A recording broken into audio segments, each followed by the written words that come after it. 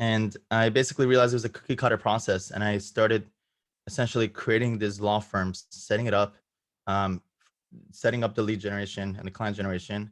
Then when the clients would come in, have virtual assistants and other people basically taking care of the legal work and taking care of, even the sales and retaining and automating it pretty much and just doing that over and over. So fast forward 7 years later, I now have about 10 law firms, all from my bedroom. And essentially it's the same process. Once you kind of crack the code, you're able to kind of do it over and over. So the first component is always the client generation, which is these days, I'll just throw some buzzwords in there, maybe for you guys to get exposed to it. It's basically through funnels, which is a very systematic way to drive people down to the particular action where you want them to take. And usually, what the mistake that most lawyers make is they go in for the ask way too early. So it's like those ads that you see, hey, we've settled $50 million in cases, give us a call. That usually rarely works sustainably for a long time. It may work for maybe a couple of weeks, maybe a month, but you usually see those ads and you don't see those ads anymore. The long-term sustainable law firms that do really well kind of build their foundation based on the funnel concepts, which is basically this.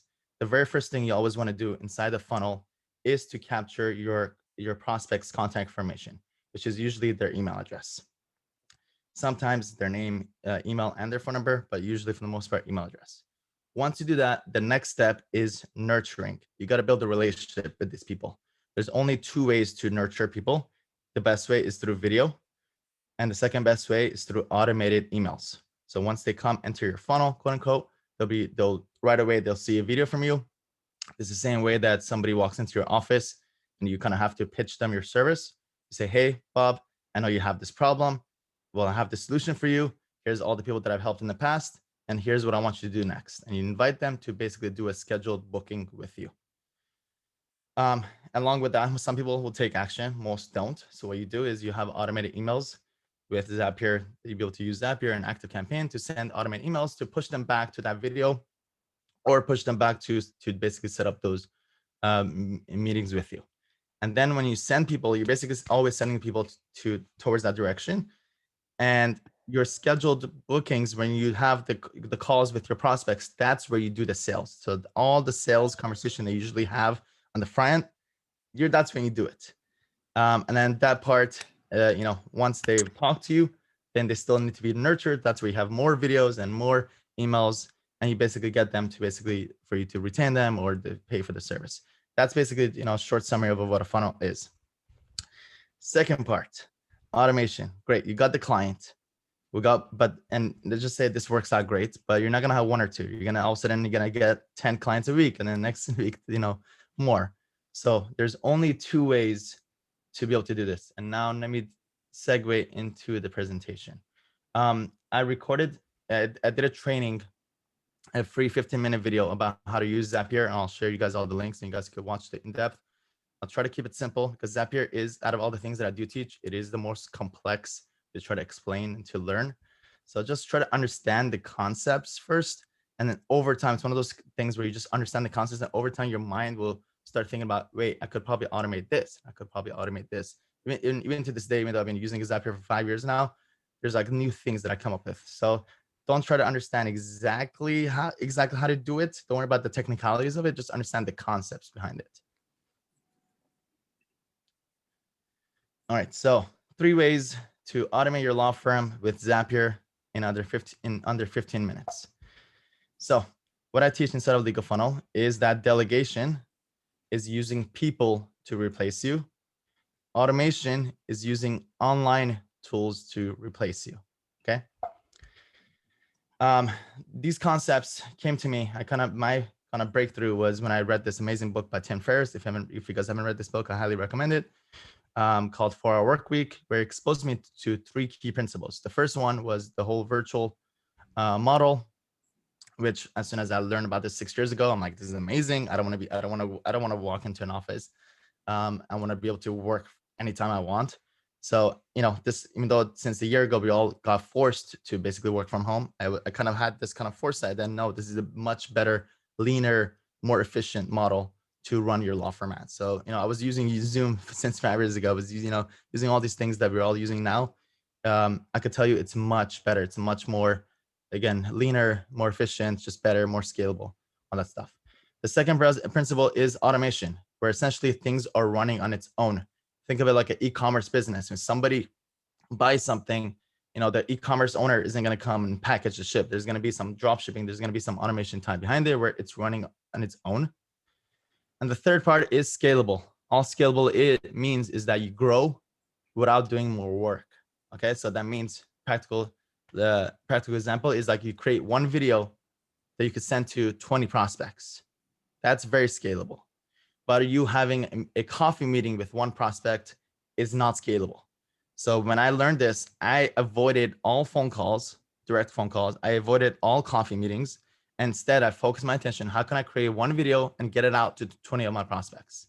That's the idea. So again, run it through again, virtual. That means you run your work from your bedroom with no 9-to-5 schedule. It has to be automated, so it's running on its own. And third is you cut down on those one-to-one interactions. And I fell in love with these principles and I started applying them. And the result of it is what I'm about to share with you guys. I've been able to serve across 7 different law firms, over 7,000 clients. Just for one of my law firms, I have over 2,000 Google reviews. Every single one of these reviews is real. And by the time you check this, it'll probably be more. And it's all as a result of all the funnel stuff that brings in the clients, and then having the automation that takes care of the clients on their own. And to this day, I haven't done any legal work at all in the past 2 or 3 years. It's a dream come true. It is completely possible, and I want you guys to kind of have that vision for yourselves as well. And I've also been able to receive this award, the ClickFunnels to Comma Club Award, which is awarded to people who generate at least $1 million online using these funnels. And I was actually the first lawyer who was able to get one of these awards. And since then, I received the second one, and the third one is about is a month away. And kind of replicating the same kind of process over and over. And I've also been able to kind of spread these messages, trying to get it out and saying like it's such a better model to kind of have this virtual law firm model. And my mission is to kind of empower other lawyers to kind of have the same lifestyle. So my story of why automation is necessary. I think these days automation is completely necessary because as time goes by and as we grow older, time becomes more and more valuable. So if you find yourself doing the same things that you were doing a year before, that should be a huge red flags for yourself that maybe you're not growing as well as you can be. You always want to look for opportunities to be able to hand off or use online tools to take those tedious tasks off your hands. And the more you do that, the more money you will make. And what I share is time is money. So if you spend less time with automation, you will make more money. I kind of had this, it's kind of like a mindset shift. Like, what can I hand off? The more I can hand off, the more money I will make. So have that mindset. One of the tools that's integral and part of this automation is Zapier. It is it's the most popular automation tool. I think they're about to go public. Let me just inside information. If they go public, buy their stocks, because anyone who uses their tool is kind of stuck with using it. So what that means is it's very sticky, and which usually means it's a very good business model. So let me just say it, buy their stocks when it comes out. So the way Zapier works is when this happens, do this. Okay, so it's an if and then kind of statement. I'm sure we learned this in law school. That's the same way it works. When this data, something comes in, Mr. Zapier, I want you to do this. Okay, everyone's clear on that? So what are the 3 most common ways that you can automate your law firm with Zapier? The first one is when you get new incoming leads. Okay, a lead comes in either from your website, from your funnels software that I use ClickFunnels for that, from Facebook, if you do Facebook lead generation, which by the way is a great source for getting clients. Calendly, if you get scheduled bookings from your prospects, or if you have a CRM, or anywhere else where basically somebody who's not a client yet and they become a prospect, that's the first source, first trigger that you can use to start the automation. Okay, new incoming leads. Second one is, I would say, new incoming clients or payments. Okay, if you have a service, usually the beginning of that relationship that you have with clients is usually payments. That usually comes from Stripe or PayPal. if you guys are work on a contingency, that usually works. The start of that is usually you get the retainer agreement signed. So as soon as the retainer agreement is signed, I want you to do this. And the third one is new incoming intakes. So after they become your client, usually one of the first things we all have to do is to gather that information from them. You should, at this point, you should not have to get on the phone or get on Zoom to get those questions answered. There are a lot of online tools, a lot of different online tools, such as Clio, or the one that I use that's really easy, JotForm, that allows you to create an online intake, very simple online intakes, where you just send the link, you either email it to your clients as soon as they become a client, or you text it to them, and they just go through this intake for you to gather all the information that you need upfront. And you want to be over comprehensive upfront, so you don't have to go back and forth. You don't have to keep saying, hey, what happened to this? What about that? Get all those documents upfront and get all the information upfront. Okay. So again, new incoming leads, or when somebody signs a retainer or makes a payment, or when they fill out the intake. Those are the typical triggers for a Zapier integration. Bonus is that also, if you can be mindful that if you get any type of information from anywhere, usually when it comes to marketing or your clients or leads or anything, any kind of data, you always, as a back burner, as kind of like your backup, you always want to save that information into a Google Sheet. Because the more data that you have, that you collect over time, the more you'll see patterns of exactly who are these people, who are they, how can I serve them, and you can use that information to kind of continue optimizing your law firm. Okay, so be on the lookout. Anytime that you get any kind of information, put into Google Sheet, so it's there, so it's stored, and you won't lose it. All right, so that's pretty clear, pretty easy. Okay, so how to use Zapier. So let me show you guys. So this is Zapier. I'm on the highest plan of Zapier, and I maxed it out, which is crazy. So I have about 5 days left. I've automated 46,000 automations, and I get to 46,000 because I do it for I set up these automations for my own law firms. Every single one of these are different law firms or different clients that sometimes I work with. And each of them are more or less based on these three that I shared with you guys. So let's create one, and maybe we'll just do it as, we'll just wing it. So create Zap, that's where we start. And the first thing is always the trigger. So where do you want the trigger to be? So let's just make it up. I want to say that every lead that comes through my funnel, which is basically ClickFunnels, I want you to text it to me, for example. So my trigger is ClickFunnels. The trigger event, basically what you want to happen. What do you want the trigger to be? So whenever there's a new contact in ClickFunnels, continue. Then you will have to select your account. If your account isn't established, you basically have to give access to your account to Zapier. So I have my ClickFunnels account here. I'll choose that, click on continue. Then it will choose basically which funnel or whatever it is. So I want to say, hey, any of the one that I have is my business funnel. The funnel step is my landing page. Continue. And now once you create your trigger, you want to test it to make sure you actually pull out that data. So we got that data. This is capturing the prospect's email address, and we click and continue. So that was the trigger, where every time a new lead comes through the business funnel, now what do I want to do with it? So there's a couple of different things that you can do with it. So let me share with you guys right here. And then don't worry about these notes. You guys don't have to write it down. I'll share with you guys these links. Let me actually put it. Here's the document for it. I'll put in the chat right now. That's the document that has all the notes and screenshots. And then this is a video that goes into the detail of how to set it up exactly. But I think, again, I just wanted today just to show you guys concepts, and then the technicalities of it, I'll show you guys. Even if you don't have to set it up yourself, maybe you can even get people to do it for you. I'll show you guys how to do that. All right, so a new incoming lead comes in. What I want to do is I want to add the lead to active campaign to receive automated email series. Okay, a lead comes in automatically. I want to be able to send them maybe like 10 emails the next 3 months that automatically comes from me that says, hey, I know you have this problem. I could help you. Okay, so that's active campaign. That's another automation tool that's very integral. Next, what if I want to notify my team or myself that this lead came in? Okay, so PI, it's very, or whatever it is that's very valuable. You want to call them right away.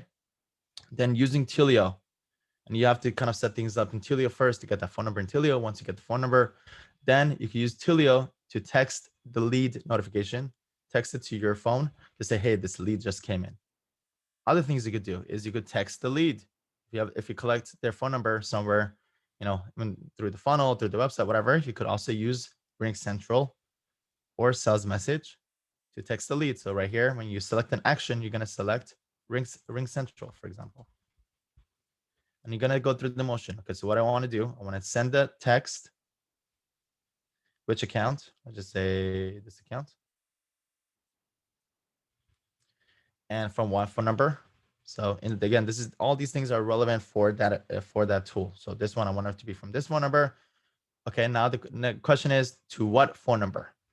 And that's where the Zapier is useful, is whatever data that you pulled in here, then you'll be able to map it to this. So to phone number, this one actually, yeah, no, this is actually the phone number that I want it to be texted to. So let's just say I want to text it to my cell phone. And then I want to say, hey, new lead is what the text says. And now it's pulling out data from ClickFunnels. So I wanted to include the prospect's email. And if I was capturing, let's just say their phone number, then their phone number will show up here. And then once I set this up,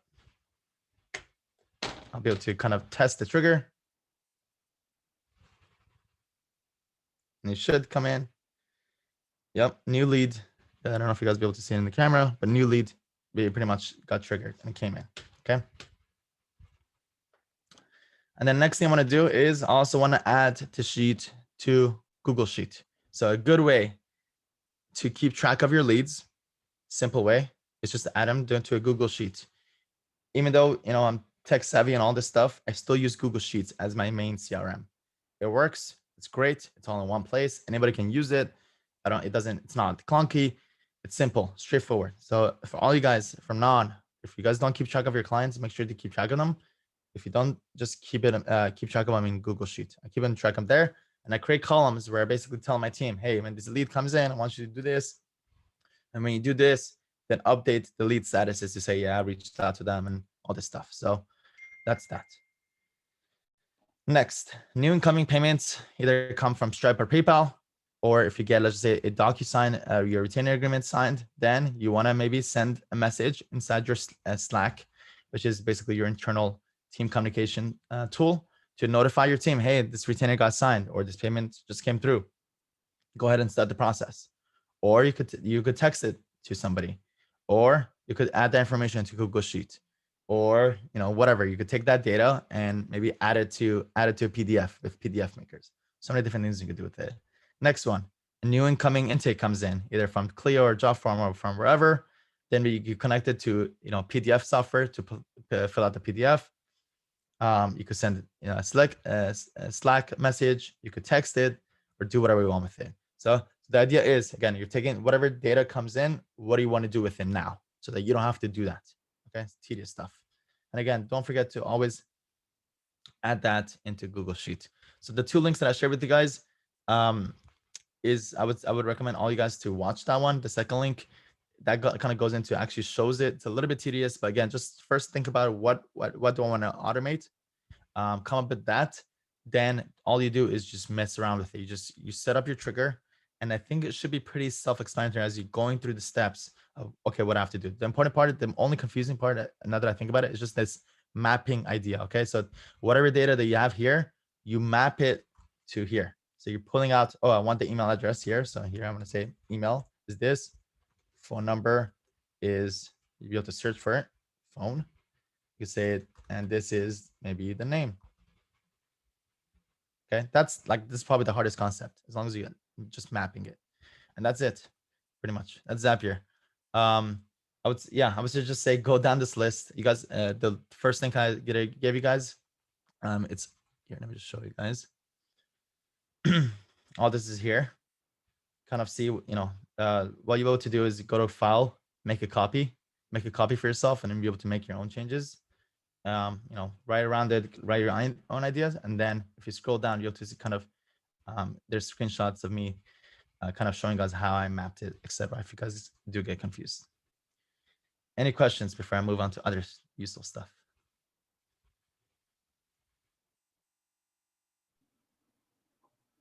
Does anyone have any questions? I have one question about the documents, or maybe you'll touch on this. Like, say you have an intake document, like say your retainer agreement, for example.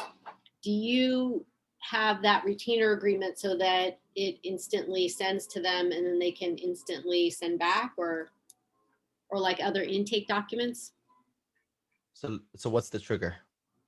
Oh, okay. So the trigger maybe would be that when DocuSign, yes, you mentioned like DocuSign, like say DocuSign says you have a new document signed. Great. Then So that would go, okay, well, what about if, I don't know, like Jennifer, I know was trying to do this with Clio, like say, okay, I know, say somebody wants to sign up for a consultation and they sign up on your website. So they sign up, yes, I want to book it. Say you have your calendar, they book it, but then you want them to fill out that intake form. Is that something that you connect, that Zapier connects something else to? Yeah. And what do you use for that? Sure. So the trigger will be your contact form from your website. Whenever that comes in, they will get an email from you. Okay. So your action will be Gmail or ActiveCampaign, which contains the link to your intake. It says, hey, I just saw that, you need this. The first step is to fill out this intake. So as soon as you fill out this intake, I'll be able to give you a call and, qualify your case for you. So that's how it works. And then the email will contain that link, and then automatically we email it to them. And then once they fill it out, as soon as that intake is signed or filled out, then you get notified. And yeah, you can take it from that point. Very cool. Because we get access to Clio, by the way, for free. So I think most people use it, but then it doesn't have that automatic document. There's like ways to build it, but we heard that it's easier with Zapier. What was that a question? I was gonna ask, are a lot of these third-party programs like subscription based? You have to pay for them? Like, yes, okay. Most are. So this definitely needs to be addressed, because I see a lot of lawyers struggling with this. Don't let the cost of the tool ever hold you back from signing up for these tools. I can tell you hands down, 100% of these tools are worth it if you use it. If you don't worth it, you don't, then they're not worth it. It's like the gym. If you're gonna go, it's the best money you'll ever spend. If you don't go, you probably shouldn't be buying it. So the practical level is you sign up for always on a monthly. First month is always monthly, rule of thumb. You try to use it in your first month. And if you see that you're actually using it, then the second month you sign up for yearly.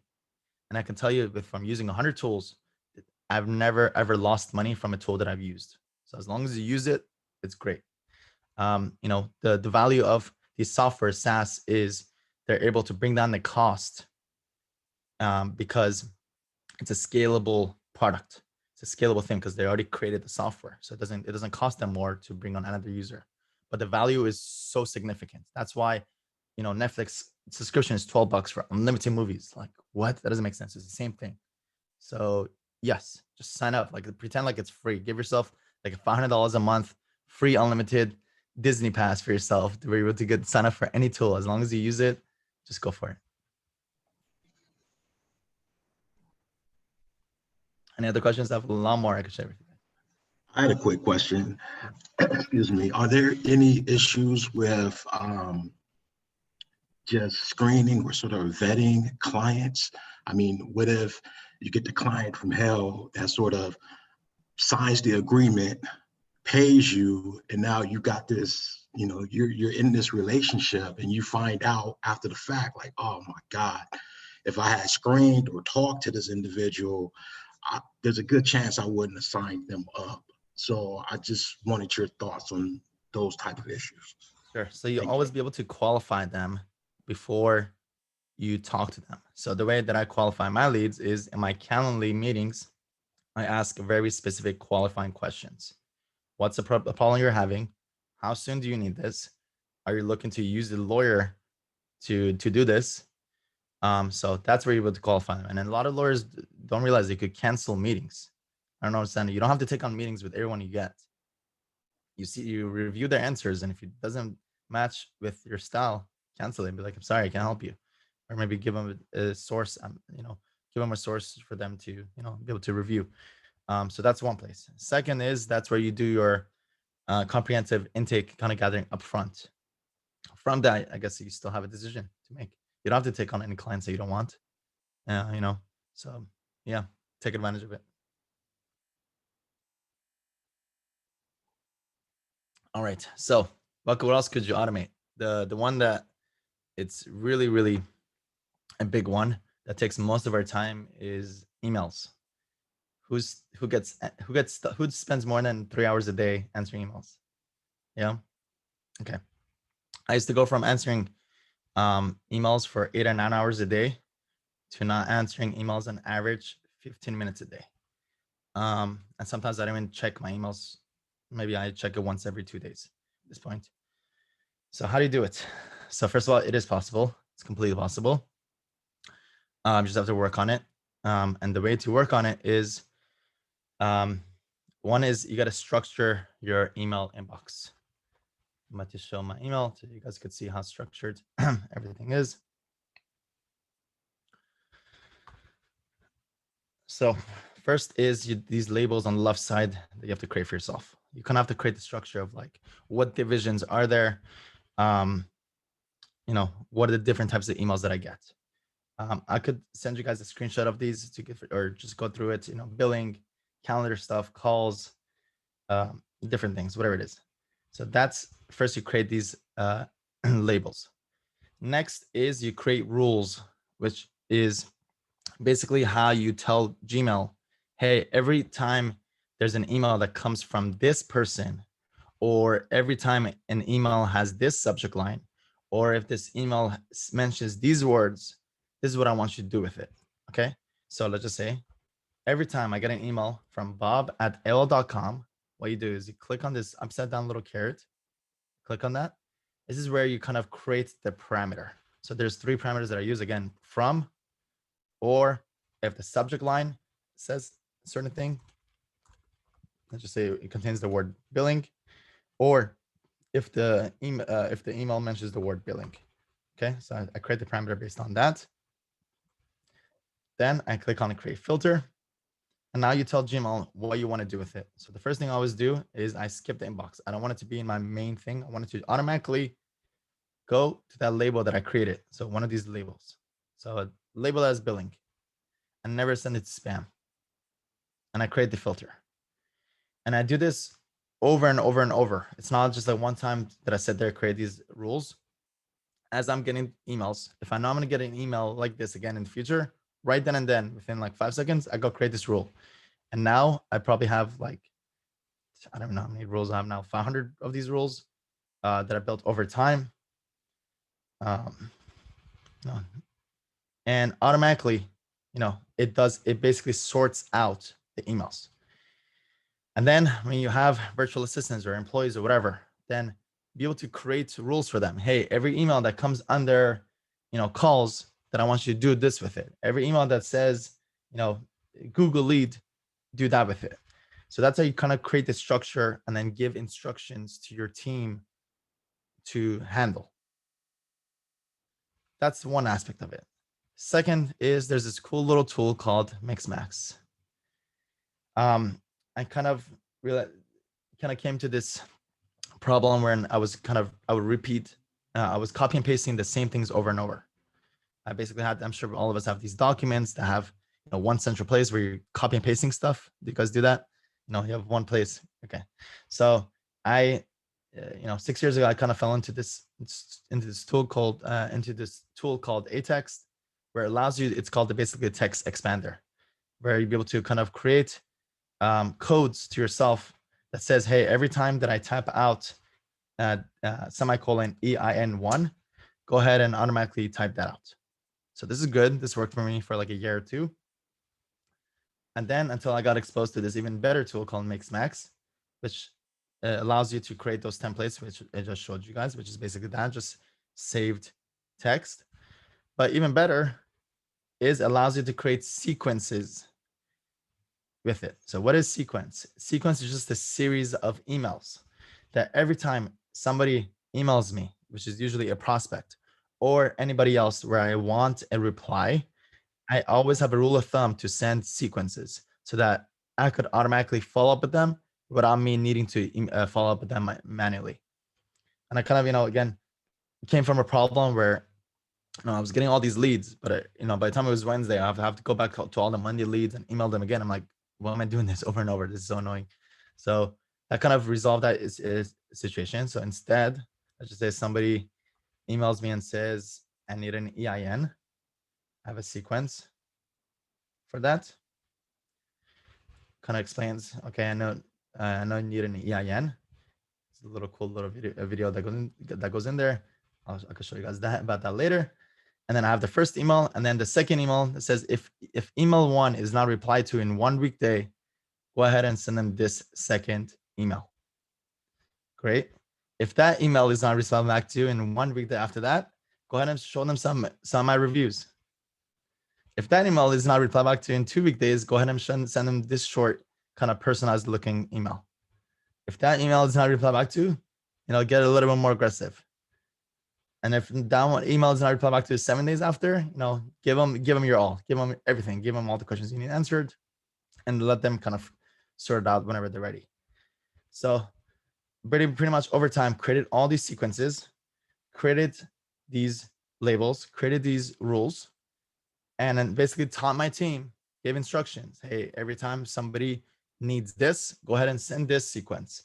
Every time somebody asks this question, send them this template. Once I create that kind of structure, then as long as my virtual assistants know what to send, the emails are being handled, the service is being handled, everything is pretty much being handled. It's something that you build over time. It's not like that doesn't happen overnight. It takes, months and years to be able to do this. And it works great. I taught this, anybody that I've taught this to who's applied it, they come back to me like, oh my God, you saved me like 3-4 hours a day from doing this stuff. So at the very least, download this cool little $5 tool. It's the best buy you ever have. Atext, it's called Atext.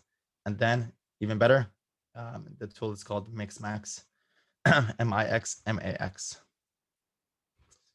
Any questions based on this? It's pretty useful.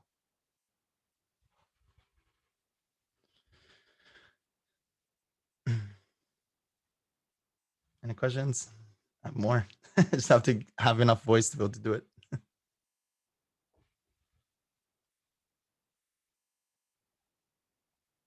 Good so far? I have Good? a question. Yeah. And I'm sorry if I should have done my research like I usually do. What type of law do you practice, and how do you incorporate this into your practice? I mean, like the actual practice, I can't talk right now. Sure. I think you know what I mean. So I do business. One of the ones that I do is business formations, but this could be applied to any type of law. So a lot of times when I share these things, first thing that comes to people's heads, well, maybe it works for you, or maybe it works for services, or maybe it works for this. And I can tell you, being in this field and seeing it all and seeing growth from people, is that all these concepts could be applied in some shape or form for everybody. So it doesn't matter what it is.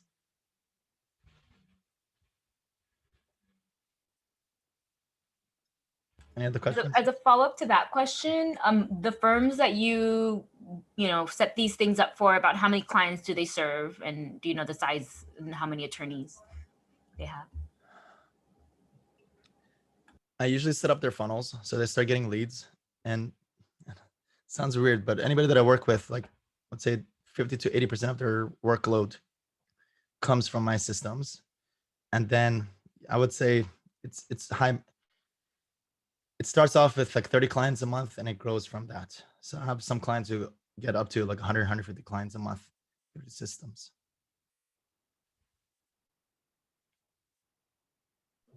I have a question. I have a problem I'm trying to sort out right now. I had a client interview form that I had created a PDF. I had someone create a PDF, a fillable PDF. And now I go, great, I've got this beautiful form. I want to make sure I get it to the client, but it's a lot of personal information. I'm in criminal defense, especially. So I say I should probably have this going through my case management system to them if I'm going to send out an electronic form. Now, I don't know how to get these PDFs, and I'm assuming I'm going to have more. I'm going to have a lot of different kind of forms, how to get that linked up with my case management system. And a lot of people keep mentioning Zapier, and saying that that's might be what I need to do. Do you have any suggestions? Fortunately, security and those ethics issues are not my forte. One thing I could come up with is maybe password secure the PDFs before you send them. But yeah, that's not my forte, really. I guess I meant more, not the ethics of it, but how to get the information from the fillable PDF, if I could have it zapped to my case management system. So I'm totally not tech savvy, so. no worries. The data, you already have the PDF filled out, and you just want to take that data and take it out. And put it into my case without having to use any of their forms. If I have my own forms I want to create, and I want to have that data automatically entered. How did that data come in the PDF in the first place? From the client to Where's me. that? So they filled it out? Like, so instead. Yeah, just preliminary information. Okay, great. I figured it out for you. So that's where you use either Clio or one of these form builders like JotForm. For example, business intake. Every time I get a client, they get this. Hey, it's Sam Mollaei, business lawyer for entrepreneurs. I'm gonna ask you a few questions to get you started in your business. They fill this out. What's the name of your business, etc. Sorry, I'm like losing my voice and I might have to cut it.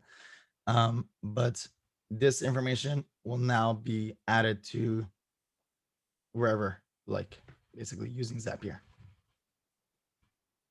Thank you. Sure. Can I chime in to try to answer Lisa's question also?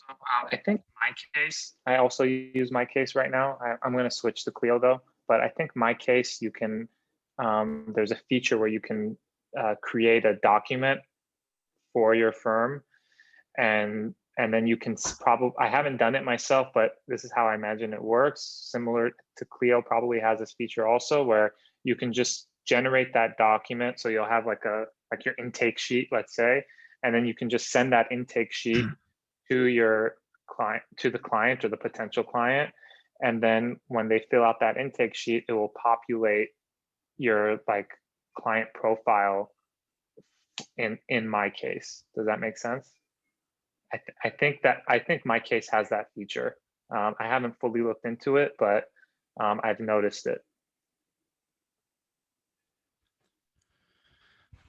Maria, I would love to come back and contribute more. I just might have to cut it short. Yeah, I think Yeah. so. I feel bad for you that, I mean, I really appreciate that you did as much as you did, but we can definitely do a part 2 in a couple weeks. So, or Sure. whenever you feel, up for it. Sure. Let me, if you don't mind, Maria, I'm going to share some links. That's Sure. okay. So first is my Facebook group where I share a lot of value. Oh, cool. So feel free to join there. I have about 1,200 lawyers in there.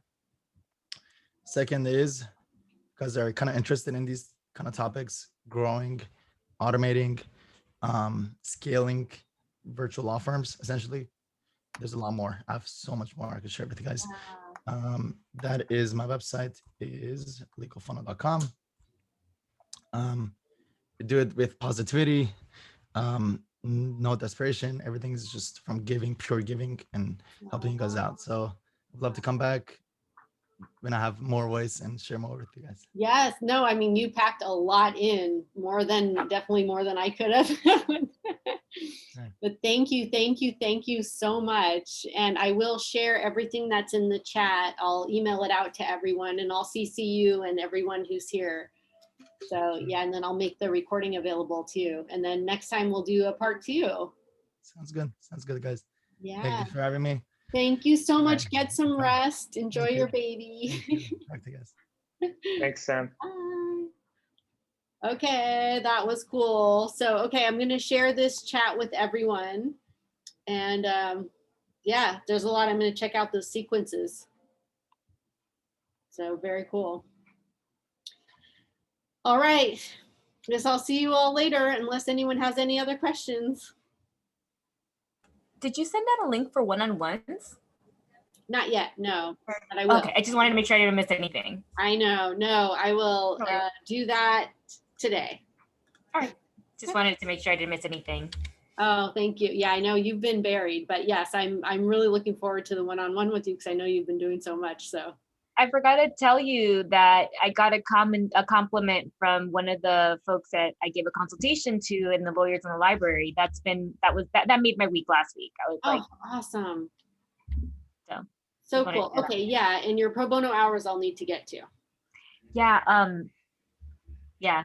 They haven't been contacted from the ones I reached out to, so I'm sure that when they reach out to me, I'm gonna be more than busy. So. Excellent. All right, everyone. Anyone else have any parting words?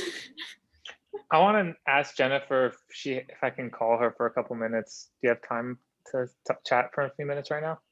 Okay, thanks. I'm gonna give you a quick call. Okay, yeah, sure, give me a call. Cool. All right, everyone, I'll send out the one-on-one links, and then I can't wait to hear how everyone is doing. But otherwise, I will see you Monday morning. If you're available for Monday morning huddle, we'll do next Thursday. And I think next Thursday is just a plain one. I can't remember, or is next week media? I think next week might be Ethan and media. So anyway, that should be fun. Thank you.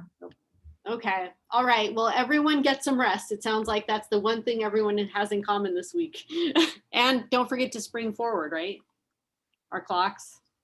We lose an hour of sleep. No. Man. Okay. All right. All right. Bye, everyone. Bye. See you all. Bye, guys. Bye, everybody.